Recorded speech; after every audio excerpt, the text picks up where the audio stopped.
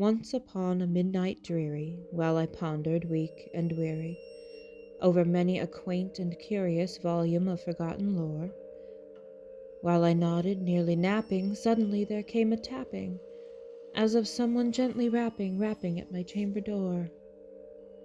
"'Tis some visitor," I muttered, tapping at my chamber door. "Only this and nothing more." Ah, distinctly I remember it was in the bleak December, and each separate dying ember wrought its ghost upon the floor. Eagerly I wished the morrow. Vainly I had sought to borrow from my books surcease of sorrow, sorrow for the lost Lenore, for the rare and radiant maiden whom the angels name Lenore, nameless here forevermore. And the silken, sad, uncertain rustling of each purple curtain thrilled me, filled me with fantastic terrors never felt before, so that now, to still the beating of my heart, I stood repeating, "'Tis some visitor entreating entrance at my chamber door. Some late visitor entreating entrance at my chamber door. This it is, and nothing more." Presently my soul grew stronger, hesitating then no longer. "Sir," said I, "or madam, truly your forgiveness I implore. But the fact is I was napping, and so gently you came rapping, and so faintly you came tapping at my chamber door, that I scarce was sure I heard you." Here I opened wide the door. Darkness there and nothing more.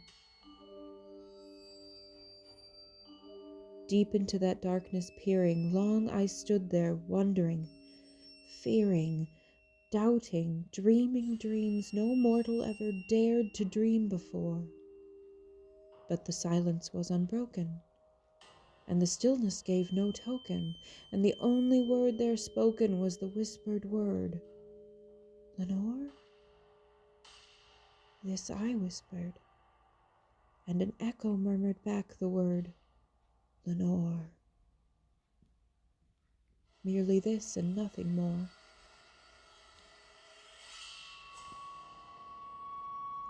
Back into the chamber turning, all my soul within me burning, soon again I heard a tapping, somewhat louder than before.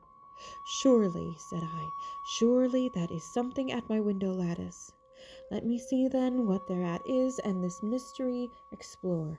Let my heart be still a moment, and this mystery explore. 'Tis the wind, and nothing more." Open here I flung the shutter, when with many a flirt and flutter in there stepped a stately raven of the saintly days of yore. Not the least obeisance made he, not a minute stopped or stayed he, but with mien of lord or lady perched above my chamber door. Perched upon a bust of Pallas just above my chamber door, perched and sat, and nothing more. Then this ebony bird, beguiling my sad fancy into smiling, by the grave and stern decorum of the countenance it wore, "Though thy crest be shorn and shaven, thou," I said, "art sure no craven, ghastly, grim, and ancient raven, wandering from the nightly shore. Tell me what thy lordly name is on the night's Plutonian shore." Quoth the raven, "Nevermore." Much I marveled this ungainly fowl to hear discourse so plainly, though its answer little meaning, little relevancy bore. For we cannot help agreeing that no living human being ever yet was blessed with seeing bird above his chamber door, bird or beast upon the sculptured bust above his chamber door, with such a name as Nevermore. But the raven, sitting lonely on the placid bust, spoke only that one word, as if his soul in that one word he did outpour.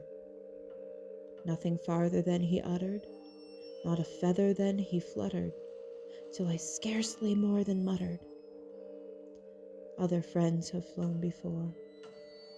On the morrow he will leave me, as my hopes have flown before." Then the bird said, "Nevermore." Startled at the stillness broken by replies so aptly spoken, "Doubtless," said I, What it utters is its only stock and store, caught from some unhappy master whom unmerciful disaster followed fast and followed faster till his songs one burden bore, till the dirges of his hope that melancholy burden bore, of never, never more.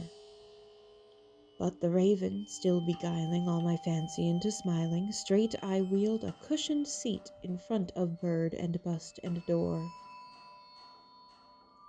Then upon the velvet sinking, I betook myself to linking fancy unto fancy, thinking what this ominous bird of yore, what this grim, ungainly, ghastly, gaunt, and ominous bird of yore meant in croaking.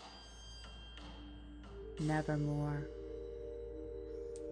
This I sat engaged in guessing, but no syllable expressing to the fowl whose fiery eyes now burned into my bosom's core. This and more I sat divining, with my head at ease reclining on the cushion's velvet lining that the lamplight gloated o'er, but whose velvet violet lining with the lamplight gloating o'er she shall press, nevermore. Then methought the air grew denser, perfumed from some unseen censer, swung by seraphim whose footfalls tinkled on the tufted floor. "Wretch," I cried, "thy God hath lent thee, by these angels he hath sent thee, respite and nepenthe from thy memories of Lenore. Quaff, oh quaff this kind nepenthe, and forget this lost Lenore." Quoth the raven, Nevermore. "Prophet," said I, "thing of evil, prophet still, if bird or devil, whether tempter sent, or whether tempest tossed thee here ashore, desolate yet all undaunted, on this desert land enchanted, on this home by horror haunted, tell me truly, I implore, is there balm in Gilead? Tell me, I implore." Quoth the raven, Nevermore.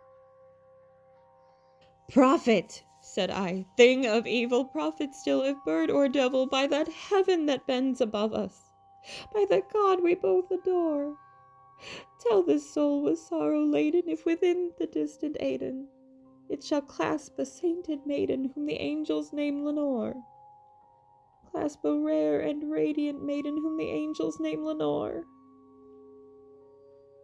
Quoth the raven, Nevermore.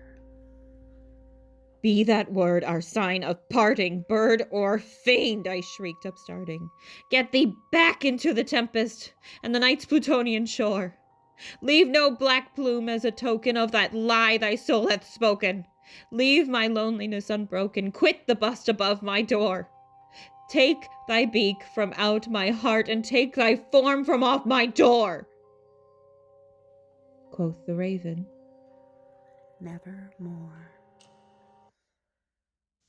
and the raven, never flitting, still is sitting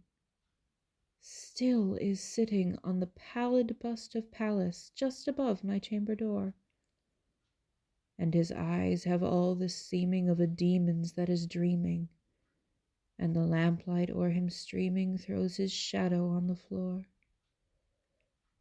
and my soul from out that shadow that lies floating on the floor shall be lifted nevermore.